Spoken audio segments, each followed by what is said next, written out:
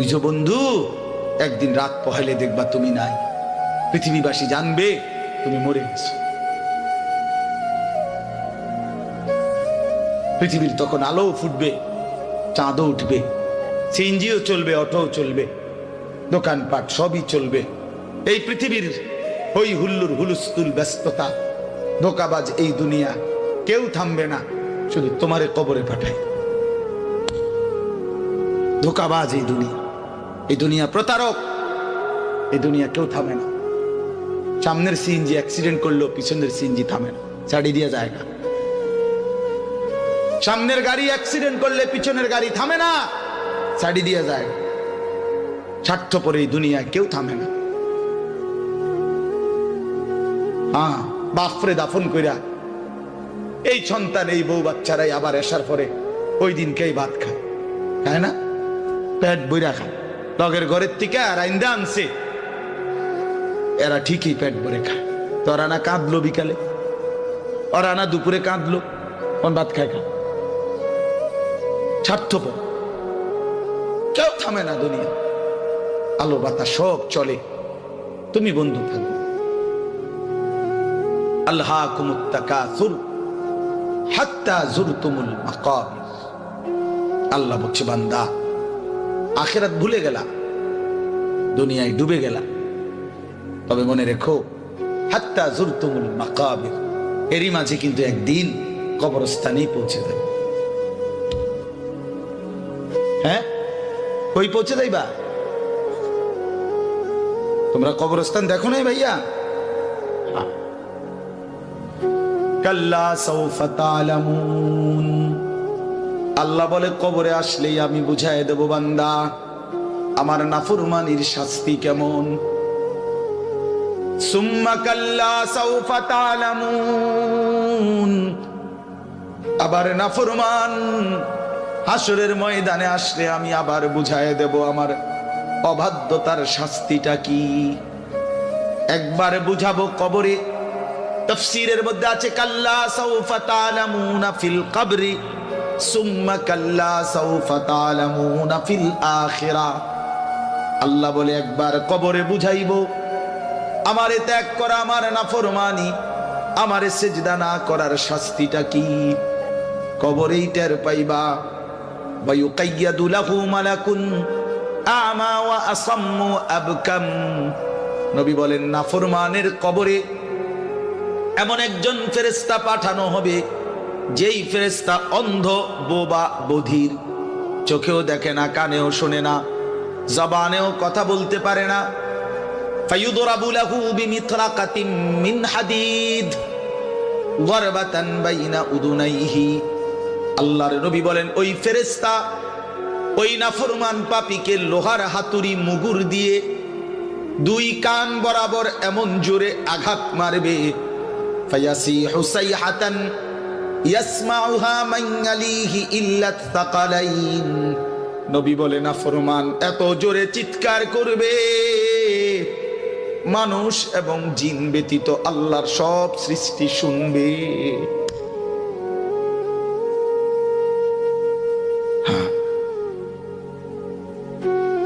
বহু কবরস্থানে এমনও হয়, গরু ছাগল রশি ছিঁড়ে লাইতে চায়, জানেন এটা? ওরা শুনে, ওরা শুনে কবরের আযাবের আওয়াজ, এজন্য রশি ছিঁড়া ফেলতে চায়। প্রিয় বন্ধু, কষ্ট পাইবা, এই অনিবার্য বাস্তবতা কবর ইমানদার হিসাবে অস্বীকার করার কোনো জো নাই। পাশ কাটাইবার কোন সুযোগ, এই দল কিংবা এই দল, আমি কিংবা তুমি, কেহই অনিবার্য এই সত্য, চিরন্তন এই বাস্তবতা, নিদারুণ এই সত্য, কবর, আখিরাত, মৃত্যু, এটাকে পাশ কাটাবার সুযোগ নাই, নাই। অতএব আমি অনেক নওজোয়ান, তোমরা মাশাআল্লাহ এই ভালোবাসা কি দিয়া মূল্যায়ন করে, এই মহব্বত আল্লাহর জন্য। তাইলে যেহেতু তোমরা পছন্দ করে ভালোবেসে আল্লাহর জন্যই আসছো, আল্লাহর কথা শুনবার জন্যই আসছো। আমি অনুরোধ করি তোমরা আরেকটু আগাও। যেহেতু আল্লাহকেই ভালোবাসো, আল্লাহর কথাই শুনতে চাইছো, আল্লাহর জন্যই বসছো ভাইয়া, দাঁড়াইছো, তো আর একটু হিম্মত করে সেজদা দিয়া দাও, মালিকের সেজদা দাও, ঠকবা না। আল্লাহরে সেজদা দিয়ে কেউ ঠকে না, আল্লাহর গোলামি করে কেউ ঠকে না। প্রিয় ভাই নষ্ট হইও না, প্রিয় সন্তান আমার নষ্ট হইও না, প্রিয় যুবক আমার নষ্ট হইও না।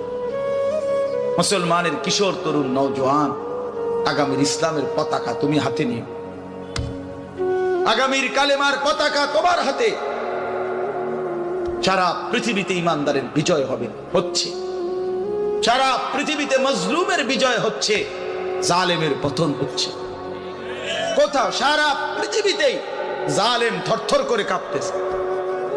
হ্যাঁ, সারা পৃথিবীর বাস্তবতা, শুধু বাংলাদেশ আর সিরিয়া না। দুই জালেম তো চলে গেছে, বাকি জালেমরাও বেডিং পত্র গুছায় ফেলছে। 5ই আগস্টের জালেম ভাগছে, 8ই ডিসেম্বরে সিরিয়ার বাশার আল আসাদ নামে আরেক জালেম ভাগছে। বাকি জালেমরাও গাট্টি মুস্কা গইলা লাইছে, ওরাও ভাগবে। ইসরায়েলের ওই বেঈমান কুত্তা নেতানিয়াহু অয় পালাইবে, অয় পালা। বার্মার বেঈমান ওরাও পালাবে, ইন্ডিয়ার বেঈমানও পালাবে। কোন সন্দেহ, বিজয় ইমানদারের হবে ইনশাআল্লাহ, ইনশাআল্লাহ, ইনশাআল্লাহ। কালেমার বিজয় হবে। আমি না থাকলে সমস্যা নাই, আমি শহীদ হয়ে গেলে কোনো অসুবিধা নাই, আমার মতো হাজার লাখ শহীদ হলে কোনো অসুবিধা নাই, কিন্তু বিজয় ইমানদারেরই হবে। কোন ষড়যন্ত্র বাংলাদেশে বাস্তবায়ন হবে না। ইসকন লীগ দিয়েও ষড়যন্ত্র বাস্তবায়ন হবে না, সাদ লীগ দিয়েও ষড়যন্ত্র বাস্তবায়ন হবে না। এই ভণ্ড মুখোশধারী ছদ্মবেশী এক মুনাফিক সাদ নামের এক ব্যক্তিকে দিয়ে সারা পৃথিবীর ইমানদার মুসলমানকে বরবাদ করার জন্য নতুন ষড়যন্ত্রের খেলা চলছে। এই ষড়যন্ত্র বাংলাদেশে বাস্তবায়ন হবে না। ইসকনের গুন্ডারা, সন্ত্রাসীরাও বাংলাদেশে ষড়যন্ত্র শুরু করেছে, করছে। এই গুন্ডা সন্ত্রাসীদের ষড়যন্ত্র এই পবিত্র জমিনে বাস্তবায়ন হবে না। আমার জমিন কোরআনের জমিন, আমার জমিন ইমানদারের জমিন। আমরা কম হইতে পারি, আমাদের মালিক বড়। তোরা 130 কোটি বেঈমান, তোদের 130 কোটি না 230 কোটি তোদের দেবতার মূর্তি ছাড়া তোদের কিচ্ছু নাই। আমাদের আল্লাহ একাই যথেষ্ট। হাসবুনাল্লাহ, হাসবুনাল্লাহ। অতএব প্রিয় ছেলেরা আমার, বাপ আমার, আমি না থাকলে কোনো সমস্যা নেই। মরতেই হলে তো শাহাদাতের মৃত্যুর চাইতে দামি মৃত্যু আর কি হইতে পারে। শহীদের পবিত্র খুন ঝরলে, আল্লাহর জমিন ছুঁইলেই জান্নাত, কোনো সমস্যা। এই জন্য আমি অনুরোধ করছি তোমাদের কাছে, তোমরা আমাদের সন্তান, তোমরা আমাদের ভাই। আমি সকল ছেলের কাছে হাত জোড় করে অনুরোধ করলাম, তোমরা আল্লাহর দিকে ফিরে আসো। গুনার মধ্যে শান্তি নাই, নারীর ছবির মধ্যে, অশ্লীল দৃশ্যের মধ্যে, উলঙ্গ দৃশ্যের মধ্যে প্রিয় ভাই সুখ হয়। আল্লাহ তাআলা কোরআনে বলছে, চরিত্রহীন পুরুষকে আল্লাহ বলছে খবিস। খোদার কসম, সূরা নূরের মধ্যে চরিত্রহীন পুরুষকে আল্লাহ বলছে খবিস, চরিত্রহীন নারীকে আল্লাহ বলছে খবিসাত, খবিস। আল্লাহ বলছে, ওয়াদা দিছে, আল্লাহর ওয়াদা ভুল হয় না। আল্লাহ বলছে, তোরা পুরুষ যারা চরিত্রহীন, তোদের বউ মিলবে চরিত্রহীন। তোরা মহিলা যারা, মেয়ে যারা চরিত্রহীন, তোদের স্বামী মিলবে চরিত্র। তখন বুঝ, মানুষের বেডি সাউন আর ঘরের বেডি 2 নম্বর। হ্যাঁ, টের পাইবা কয় দিনে রাত যায়, কয় দিনে দিন যায়। মাস 24 দিনে শেষ হয়ে যাবে, 30 দিন আর লাগবে। হ্যাঁ হ্যাঁ, এমনিতে তো মোবাইলের বেডি, রাস্তার নর্তকী, হ্যাঁ, অবৈধ প্রেমিকা, হ্যাঁ, ওর সব কিছু ফরমালিন, ধোকা। কিন্তু স্ত্রী যদি কারো, বিবাহিত স্ত্রী যদি 2 নম্বর হয়, চরিত্রহীন হয়, পরকীয়ায় আসক্ত হয়, তখন বুঝবা বন্ধু দুনিয়ার জীবনটা হয়ে যাবে জাহান্নামের টুকরা, জাহান্নামের টুকরা। আমি বললাম নষ্ট হইও না, চরিত্র হেফাজত করো, একটু একটু সবর করো, একটু সবর করো। কুত্তার মতো নারী মেয়ের পিছনে দৌড়াইও না, ছবির পিছনে দৌড়াইও না, একটু সবর করো। যেই চাহিদা আল্লাহ দিছে সেই চাহিদা পূরণের হালাল ব্যবস্থা আল্লাহ রাখছে। তৃষ্ণা আল্লাহ দিছেন, পানি আল্লাহ দিছেন, ক্ষুধা আল্লাহ দিছেন, খাবার আল্লাহ দিছেন। লজ্জাস্থানের চাহিদা আল্লাহই দিয়েছেন, হালাল স্ত্রী আল্লাহই সৃষ্টি করেছেন। অতএব অপেক্ষা করো, একটু সবর করো। এক পবিত্র স্ত্রী মিলে যাবে, এক হালাল স্ত্রী মিলে যাবে। ছেলে সবর করো বাপ, সবর। যে ক্লাস 8-এ পড়ে তুমি এবছরই এসএসসি দিয়ে লাও, কথা বলে না। এই 8-এর ছাত্র তুমি এবছরই এসএসসি পরীক্ষা দিয়ে ফেলো, হবে তো না? এসএসসির ছেলে তুমি এবারই ইন্টার দিয়ে ফেলো, ইন্টারের ছেলে এবারই অনার্স শেষ করো, 4th ইয়ার। কেমনে হবে ভাইয়া? তো একটু কি সবর করতে হবে না? 4টা বছর কি অনার্সের জন্য পার করতে হবে না? তো একটু সবর করো। আল্লাহ তো কোরআনে ওয়াদা দিছে, আমি প্রত্যেক পুরুষের দেহের অংশ থেকে আমি আল্লাহ তার স্ত্রী, ওয়ামিন আয়াতিহি আন খালাকা লাকুম মিন আনফুসিকুম আজওয়াজান। আল্লাহ বলেন পুরুষের দেহের অংশ থেকে, পাঁজরের হাড্ডি থেকে আমি আল্লাহ তার স্ত্রীকে সৃষ্টি করে ফেলেছি। খালাকা মানে মাজির সিগা, অতীতকাল সৃষ্টি করা হয়েছে। আল্লাহ বলেন সেই বিবি যখন মিলে যাবে, লিতাসকুনু ইলাইহা, তুমি একদম প্রশান্ত, সুকুন, চির শান্তি, প্রশান্তি মিলেই যাবে। এই জন্য আমি অনুরোধ করছি, অনেক বয়স্ক বাবারা আছেন আপনাদের সামনে, এর চাইতে খোলামেলা আর বলা সম্ভব না আমার নওজোয়ান ছেলেদেরকে, নইলে আলাদা পাইলে আরো কইতাম। আরো বল যে নষ্ট হইও না, চরিত্রহীন ছেলে পেলের প্রতি আমার খুব দরদ, ফিকির।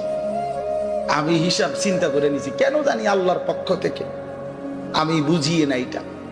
এ মুসলমানের কিশোর তরুণ নওজোয়ান দেখলে আমার খুব মায়া লাগে। এরা যদি সব ফজরের নামাজ, আচ্ছা ফজরের নামাজ এই মুসল্লি কি হইল? তোমরা যদি ফজরের নামাজ পড়তা কি হইতো? আল্লাহর কসম, আল্লাহ ইসরায়েলের, আমেরিকার দুশ্মনের তখ্ত মসনদ কলিজা সুদ্ধা নড়ে উঠত। আর অপেক্ষায় আছে মুসলমানের ইমানদার যুবকের জাগা। মুসলমানের ইমানদার যুবক যেদিন জাগবে, আল্লাহর কসম গোটা পৃথিবীতে কালেমার পতাকা, গোটা পৃথিবী।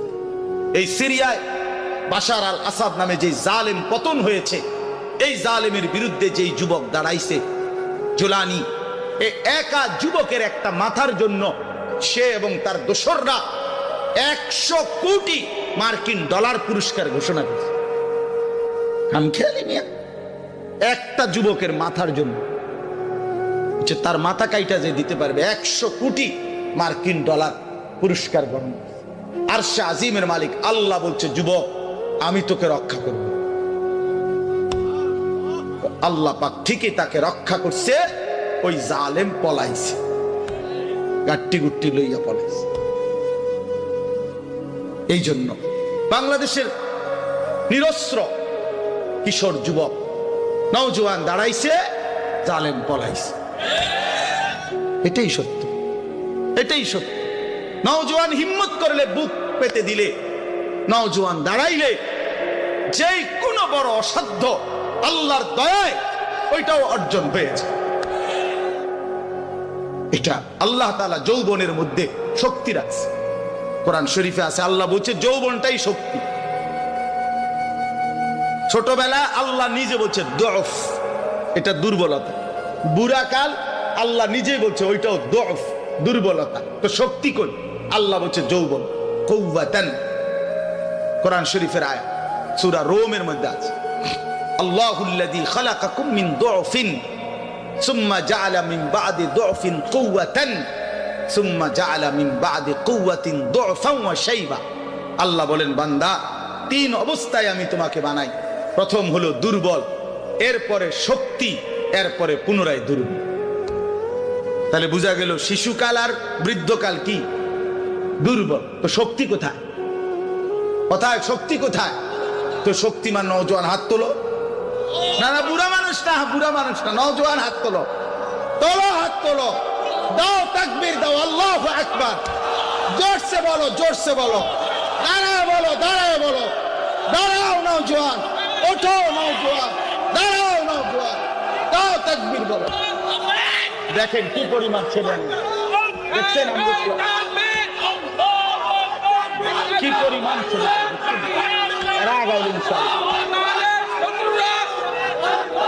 বসো বসো, দাঁড় করাই দিলাম আল্লাহর জন্য। কার জন্য?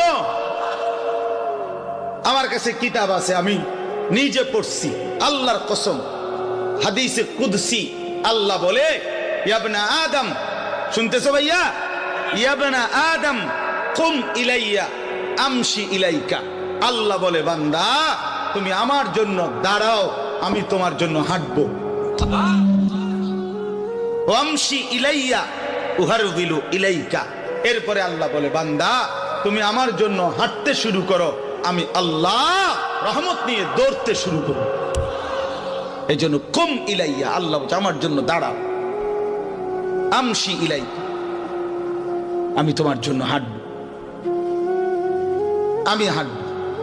তুমি একটু আসো, আমি তার চাইতে বেশি আসবো। তুমি আসবা এক বিঘত, আমি মাওলা আসবো এক হাত। তুমি আসবা এক হাত, আমি আসবো দুই হাত। তুমি আসবা হাঁটতে হাঁটতে, আমি আসবো দৌড়তে দৌড়তে। আতাই তুকা হারবালা, তুমি আসো বান্দা। রাতে আসলে রাতে মাফ, দিনে আসলে দিনে মাফ। ইন আতাইতানি লাইলান আতাইতুকা লাইলা। আল্লাহ বলে, বান্দা রাত গভীরে গুনাহ নিয়া মাফ চাইতে আমার কাছে আইসো। আতাইতুকা লাইলান, মাগফিরাত নিয়ে আমি তোমার কাছে রাতেই আসবো। ওয়া ইন আতাইতানি নাহারান আতাইতুকা নাহারান। তুমি আমার কাছে গুনাহ নিয়া যদি দিনে আসো, আমি মাগফিরাত নিয়ে দিনেই আসবো। তুমি আসবে যখন, আমি আসবো তখন। তুমি যদি আসমান ছোঁয়া গুনাহ নিয়া আমি আল্লাহর দিকে ফিরো, তওবা করো, গুনাহ ছেড়ে দাও, আর করবা না, ওয়াদা দাও, নতুন করে আমল শুরু করে দাও, আমার কাছে মাফ চাও। আল্লাহ বলেন, বান্দা আমি ওয়াদা দিলাম, লাউ বালাগাত যুনুবুকা আনানাস সামা সুম্মা ইস্তাগফারতানি গফারতু লাকা ওয়ালা উবালি। আসমান পর্যন্ত যদি গুনাহ পৌঁছে যায়, এরপরও যদি সঠিক নিয়মে তওবা করো, তাহলে আমি ওয়াদা দিলাম, কোনো পরোয়া না করে আমি আল্লাহ মাফ করে দেব। এই জন্য প্রিয় ভাই আমার, বন্ধু আমার, সাথী আমার, আমরা আল্লাহর দিকে ফিরবো ইনশাআল্লাহ। 5 ওয়াক্ত নামাজ পড়বো ইনশাআল্লাহ। ফজরের নামাজ পড়ো, ফজরের নামাজ, ফজরের সেজদা দাও, দেখবা কপাল খুলে যাবে। মান সাল্লাল ফজরা ফাহুয়া ফি জিম্মাতিল্লাহ। নবী বলছেন যে ফজরের নামাজ পড়লো, সে আল্লাহর জিম্মায় চলে গেল। আল্লাহ ডাক দিল, আনিস ফজরের নামাজ পড়লি, তোর সারা দিন আমি দেখো। ঘাবড়াইস না, আমি আছি, আমি আছি। আল্লাহ তাআলা আমাদেরকে তৌফিক দান করেন, আল্লাহ তাআলা আমাদেরকে কবুল করে নেন। আমি 6টা আয়াত পড়ছি, এখন শুধু আর তরজমা বলব, তাইলে আমার কথা শেষ। 30 নম্বর পারা, 83 নম্বর সূরা। সূরাটার নাম হলো তাতফিফ, মুতাফফিফিন। এই সূরার প্রথম 6টি আয়াত আমি তেলাওয়াত করছি। আল্লাহ তাআলা বলেন, ওয়াইলুল লিল মুতাফফিফিন, যারা তাতফিফ করে তাদের জন্য দুর্ভোগ, লাঞ্ছনা, আযাব, জাহান্নাম। যারা তাতফিফ করে, ব্যাখ্যা বলতেছি পরে, আগে যেটা কইছি এটা শোনেন শুনুন। যারা কি করে? তাতফিফ, তো আকার তা, ত তাত, ফ দীর্ঘিকার ফি, ফ, এই তাতফিফ। বুঝছেন নি শব্দটা? কথাটা বুঝছেন কিনা বলেন না? এখন ব্যাখ্যা বলতেছি। তো আল্লাহ বলেন, যারা তাতফিফ করে তাদেরকে বলে মুতাফফিফ, তাদের জন্য জাহান্নাম। এই শব্দটার দুইটা অর্থ। এক নাম্বার মূল অর্থ হইল ওজনে কম দাও। কি দেওয়া? ওয়াইলুল লিল মুতাফফিফিন। আল্লাহ বলেন যারা ওজনে কম দেয়, ঠকায়, প্রাপককে তার প্রাপ্য কম দেয়, তার জন্য জাহান্নাম, দুর্ভোগ, লাঞ্ছনা, আযাব। এই জন্য তাফসীরের মধ্যে আছে এই সূরার শুরুতে মদিনায় যখন আল্লাহর নবী সাল্লাল্লাহু আলাইহি সাল্লাম মক্কা থেকে হিজরত করে মদিনায় গেছেন, তো নবীজি মদিনার বাজারে দেখছেন যে মদিনার ব্যবসায়ীরা, মানে তখনকার ইয়াসরিবের, তারা ব্যাপকভাবে মানুষকে ঠকায় ওজনে মাফ।